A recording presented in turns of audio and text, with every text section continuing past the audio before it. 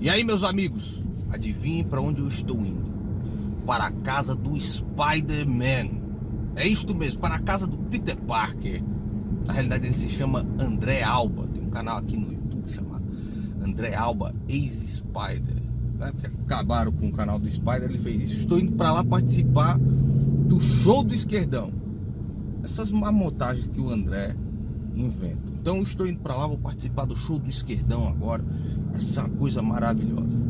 Enquanto isso, soube hoje de manhã que Álvaro Dias, né, foi lá perguntado: Álvaro Dias, ajude o Bolsonaro nesse segundo turno, né? Fique junto com ele e tal. O cara perguntou na humildade: Álvaro Dias, isso é um vagabundo, isso é um bandido, tá quase morto lá, está quase morto. Isso não é nem mais uma questão ideológica ou política, isso é uma questão humana. Você vê que este velho cheio de botox não consegue nem ser um ser humano ao falar de outra pessoa que tá convalescendo, que tá no hospital, porra, que levou uma facada, que tá aberto de cima a baixo. O velho, puta que pariu, bicho, o velho desse cheio de botox falar uma coisa de uma outra pessoa desse tipo, tá quase morto lá no hospital. E tu, velho, sem vergonha, essa múmia aí cheia de botox vai durar quanto tempo? Putz grila, cara, isso não se faz com outro ser humano, não se trata um outro ser humano desse jeito, né? O que lhe falta é humanidade, tratar as pessoas. Que absurdo, que coisa mais degradante, coisa mais terrível. Como é que se fala isso de um outro ser humano? Caramba, cara, que coisa. Ao mesmo tempo que Amoedo limpo, é direita limpa. Esta aí é a direita limpinha, ela é maravilhosa. Essa direita limpinha é doce, é doce. Disse que não apoiaria ninguém, ia ficar neutro em um segundo turno. Quer dizer que ia uma possibilidade entre Bolsonaro e Ciro Gomes, a possibilidade de Bolsonaro e Haddad. O senhor Amoedo vai ficar neutro, O senhor vai ficar absolutamente neutro no segundo turno? Mas que beleza! Significa que um homem deste não serve nem para ser presidente de clube de botão. Como é que pode um cara liberal, sabendo que Paulo Guedes vai ser ministro da Fazenda, como é que um cara pode falar, não, assim, eu estou neutro nesse negócio? É realmente absurdo e é indignante um negócio desse. Tem Lula na cadeira. É indignante. O juiz escreveu aqui para mim, coloquei no meu, escrevi e saí correndo. Pode conseguir estar ali. É indignante. Lula falou isso na audiência. Vocês sabem, vocês estão de prova. Então é realmente, na minha opinião, é uma coisa terrível, porque se trata de ou Bolsonaro ou Império do Crime. É você que escolhe aí no segundo turno. Ou Bolsonaro ou o Império do Crime. Ciro Gomes já lá, né? Mostrei nos vídeos passados, destratando o cara, chamando o cara de filho da puta, quando ele destratou o povo de Roraima, povo sofrido lá com essa crise grave dos fugitivos venezuelanos. E eu deixo aqui com vocês, agora vou dirigir, né? Vou mandar esse vídeo por WhatsApp para o Thiago colocar no canal. Vou deixar vocês com um vídeo muito interessante a respeito da França, como ficou Paris, como ficou a Cidade Luz, depois da questão dos imigrantes. Veja. Aí eu já ia esquecendo, agora tem que sempre falar esse negócio. Verifique sua inscrição no canal, tem botãozinho, inscreva-se, tem botãozinho, tem que sempre falar isso. E você verifique também que tem um botãozinho com polegarzinho. Tem um polegarzinho que aí tem que clicar no polegar e não pode se esquecer de clicar na porrinha do polegar.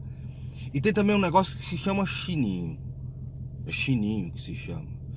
Não serve pra porra nenhuma, porque ninguém nunca é notificado de nada. Mas dizem que se você clicar na merda da chininha, você clica no chininha, eles mandam pra você um saco de jujuba. O pessoal do YouTube vai lhe mandar um saco de jujuba, cada jujubinha em formato de chininho. É isso que acontece, é verdade. Você não clicou, como é que você vai saber? Você clique e sente, se abulete bem gostoso. Espere seu saco de jujuba em formato de chininho.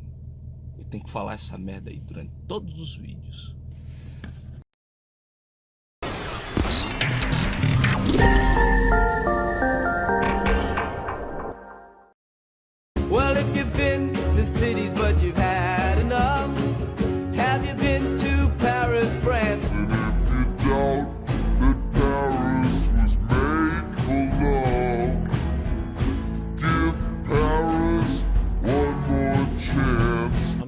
bit unfair calling Paris a shithole.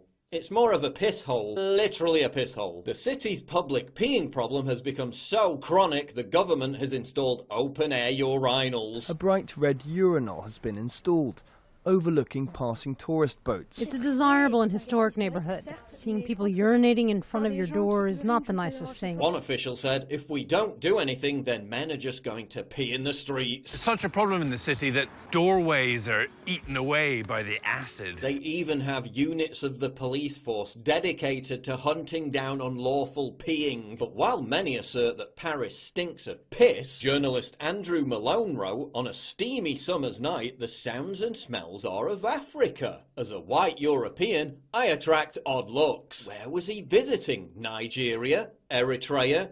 Sudan? No, it was Paris. Specifically the Saint-Denis area, which is home to, wait for it, 300,000 illegal immigrants. One area of Paris alone, just 6 miles from the Eiffel Tower. 300,000 illegal immigrants.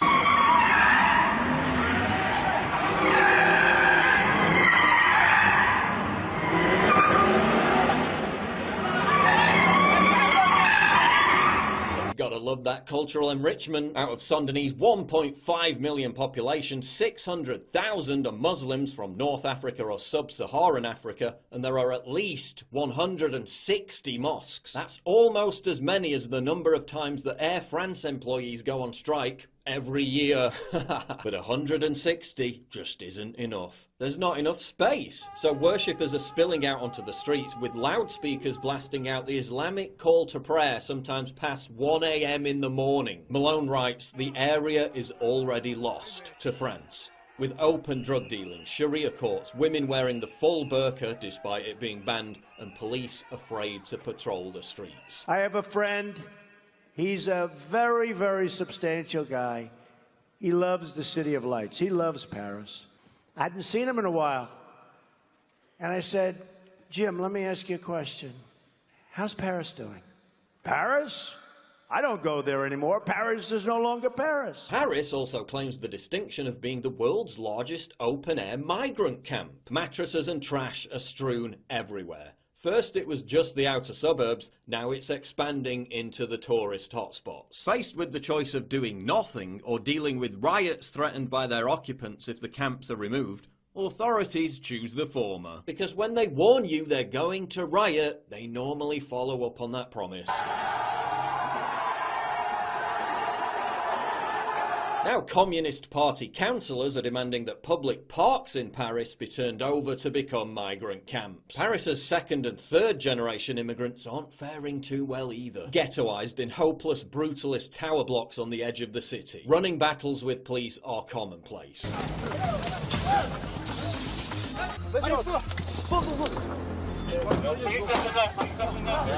But let's not just blame the migrants. Paris's great unwashed far-left mobs also like to riot and burn down their own city at the drop of a hat. And winning the World Cup was just another excuse for a rampage.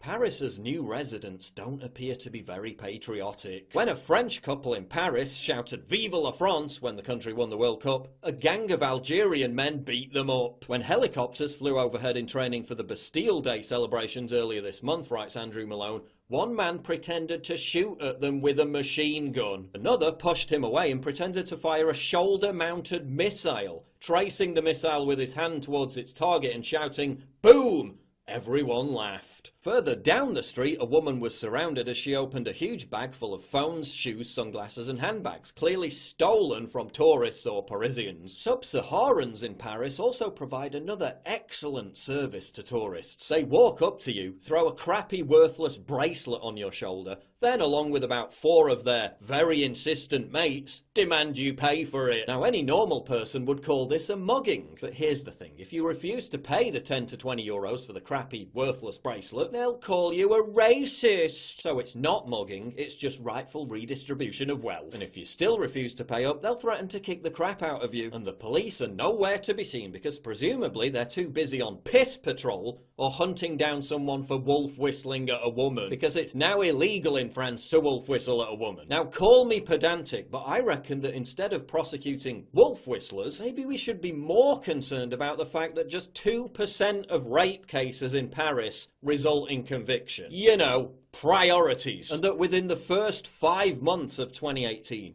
reports of adult rapes went up by 20% across all 20 of Paris's boroughs. Now Moroccan police officers are being drafted in to patrol the Goutte d'Or neighbourhood of Paris, where crime has exploded. Many women now refuse to go out. They complain of being harassed, forced to modify their clothing, and being refused entry to cafes. In some of the outskirts of Paris, men have taken over public spaces. They visit a local cafe with a hidden camera.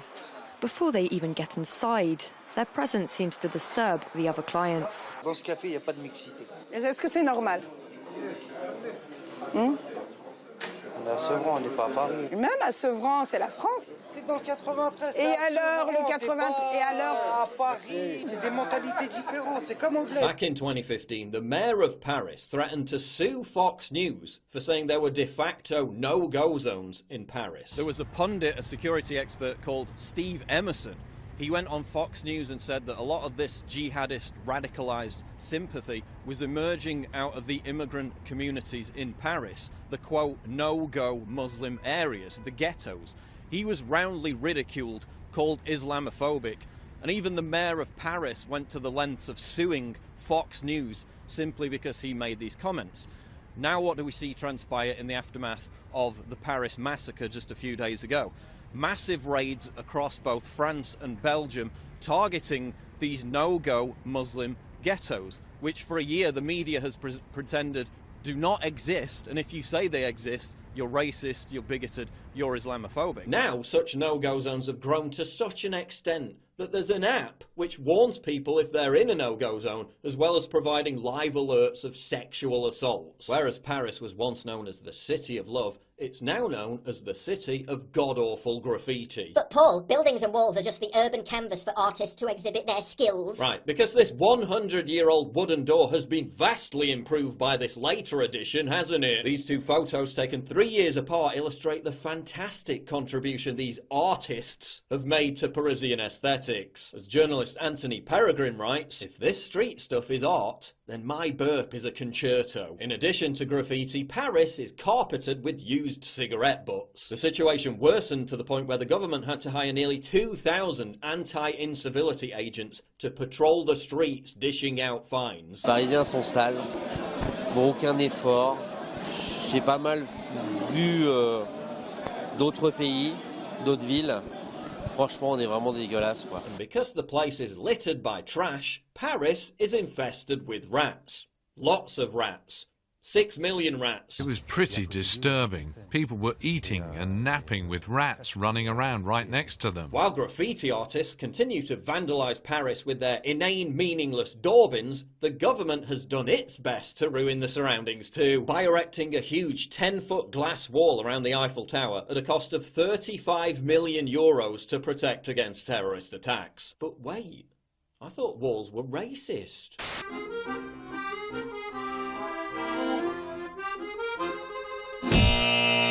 I wouldn't go to France. I wouldn't go to France.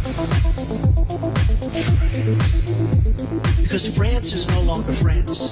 France is no longer France.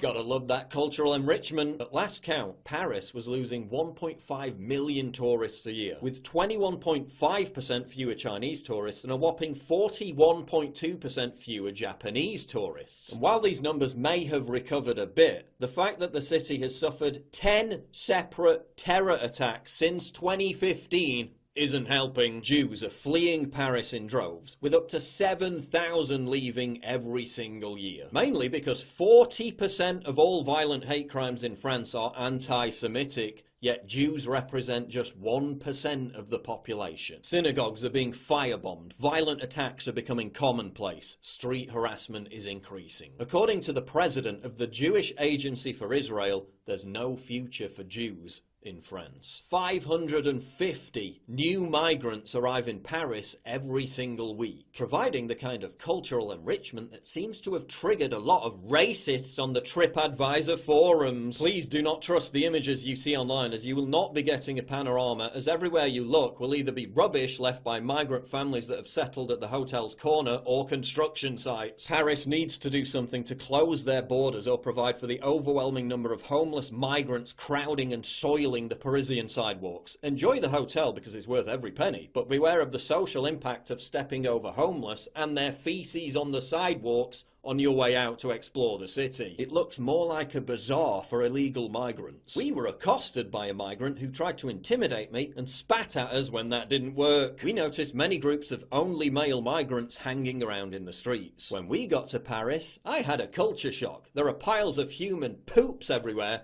on the streets, including outside the Louvre Museum. Subway is way dirtier and public toilets are non-existent to gross. But hey, at least Paris has retained its identity, forged after the Second World War as the intellectual capital of the world, where writers could freely express themselves without fear of recrimination, founded on the legacy of Voltaire's powerful denunciation of religious intolerance. Like when Michel Houellebecq published his 2015 book, Submission, which warned about an Islamist takeover of France. A few hours before, a bunch of Islamists massacred Charlie Hebdo cartoonists, which led to armed guards being placed out of Houellebecq's publishers, with Houellebecq himself being under the constant threat of assassination. But for a brief moment, we all cried in unison, Je suis Charlie. The freedom to offend is a fundamental part of freedom of speech, which soon turned into, oh, they probably deserved it for drawing all those horrible cartoons. Now French intellectualism is dead. Charlie Hebdo announced it would no longer draw the Prophet Muhammad, and one of its top journalists quit the magazine, saying it had gone soft on Islamist extremism. While another French intellectual, Eric Zemmour, was fined for inciting hatred against Muslims